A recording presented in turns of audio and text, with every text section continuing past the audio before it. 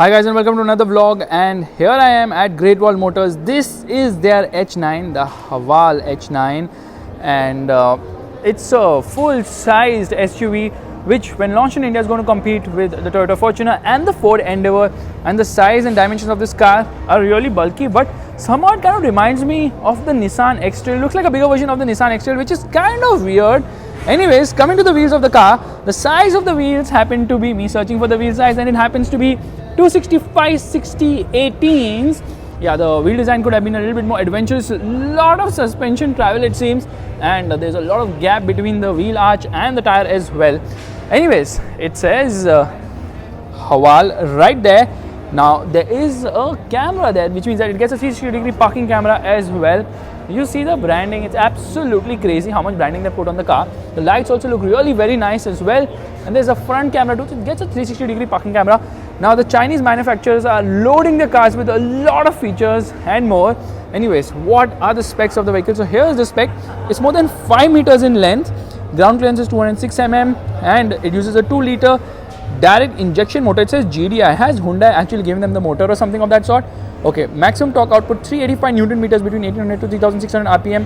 Convert 165 kilowatt hour into power, must be around 230 I believe. Top speed happens to be 170 kilometers per hour, and because this is a heavy car, it happens to have a fuel tank of 80 liters. It gets 4-wheel drive and 92 liters I think. No, that is actually the octane level. I don't know what that means either. 8-speed automatic transmission, and yeah, it gets an electric power steering.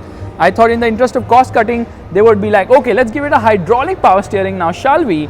So coming to the rear of the car, as you can see, yeah, the lights are like vertical, little bit of an old school design there, and Haval, not Haval. Okay, I know that song is playing in my mind. Haval karenge, but that's out of bounds right now. You see, that is the rear spoiler of the vehicle, and of course, you also get a shark fin antenna. Let's open the boot. Oh my god, this happens to be 7-seater, so boot carrying capacity is null once you have the last row of seats in place. And there happens to be a laptop charging socket there. Meanwhile, how do you recline these seats? There has to be some trick. OMG, you press a button and they recline. So plenty of features in this car, and you can put them back as well. So this is to recline it, and this is to put it back. That's really cool. I know we need to test the boot carrying capacity, so I'm going to put both of them down for the moment. Here they are coming down completely, and now we have a decent sized boot as well. Now that's not all. I mean, obviously I was able to recline the seats. There are buttons on the right as well, so you can see some buttons are there as well. Now what are those buttons for? Firstly, this is reclined completely. This won't recline completely because that seat is a little bit behind. And below here, okay, this needs to be open, so not the easiest to operate this vehicle. And what we have got here, yeah, just storage space. I'm going to climb in, scrambling in, and these buttons actually do the same function what these buttons do. So that is just to make it convenient if you are operating it from the other side. Meanwhile, you have a storage space here, another storage space there, plenty of storage space inside this vehicle. And yeah, this thing actually opens. Door feels heavy for sure, and you've got a spare wheel which is curved along with a reverse parking camera which is placed there. Okay, we've got an exhaust. Okay, it's got a single exhaust. Look at the wheels, rear parking sensors as well. Anyways, let's get inside the rear seat for the moment. Now this happens to be a left-hand drive car, and love this finishing, you know. Kind of reminds me of the Mahindra Alturas, and you've got a climate control air conditioning as well. So you see there's plenty of space on offer at the rear too, and you know, chrome door handles, but not completely chrome, because on the top and on the bottom it's finished in body color. The fit finish seems pretty nice on this vehicle. This is the request sensor being there on both the sides. Now you've got electric adjust for the seats on both the sides, and storage space is also decent. I love the finishing, you know, this cross stitching kind of reminds me of the Mercedes Maybach S650 V12. I had to say the whole thing, did I not? So let's see how big is the glove box. The glove box is decent size. There's a storage space on the top as well, and there are plenty of buttons here. So it says air clean. I believe it's going to have some ionization as well. Meanwhile, oh god, the dashboard actually looks pretty neat, but I'm not able to judge the dashboard because why are you getting a left-hand drive car to India? Probably I think they don't sell this car in right-hand drive markets at the moment, or they did not have right-hand drive vehicles to bring here to show us. Let's again get into the rear seat.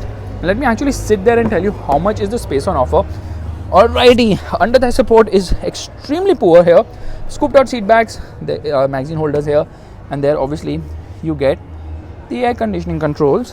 Below here there is storage space along with the USB charging socket and a 12-volt charging socket too.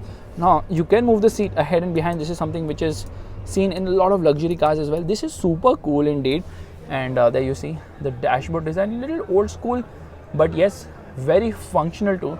There's a light placement there, and it gets a complete panoramic roof too. Big roof, hook handle, and side curtain airbags.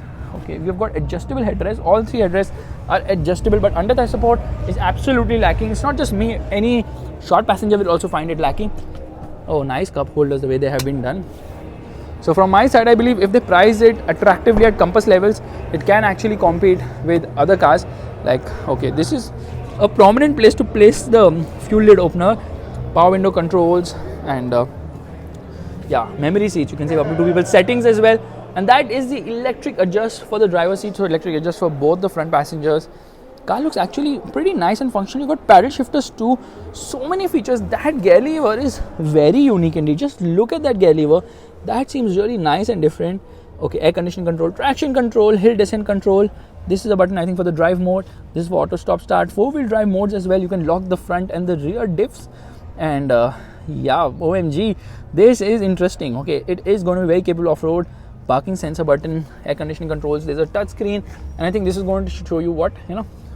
Right now the key is not inside, so we can't check the car in the key. It says cluster is all digital. OMG, the Chinese are coming, and how. And obviously we've got audio controls on the steering wheel too, auto dimming inside rear view mirror. This seems to have connected car features, maybe not. Yeah, this seems very similar to what we've seen connected car.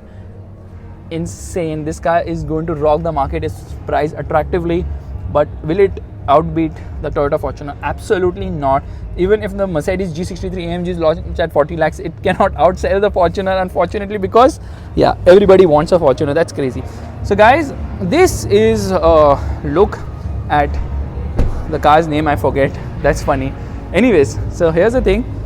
This is the first car I've actually vlogged on at the expo. Not that other cars did not catch my attention, but this one seems to be relatively free right now. So that's a wrap for this particular car, which happens to be the Haval H9 from Great Wall Motors, which is launching in the Indian market next year. Now we're going to quickly jump into the other cars. If you like this video, you know what you have to do. Give it a thumbs up, that's a like button, and also subscribe to the channel. I will see you guys in the next video real soon. Bye bye, take care, see you.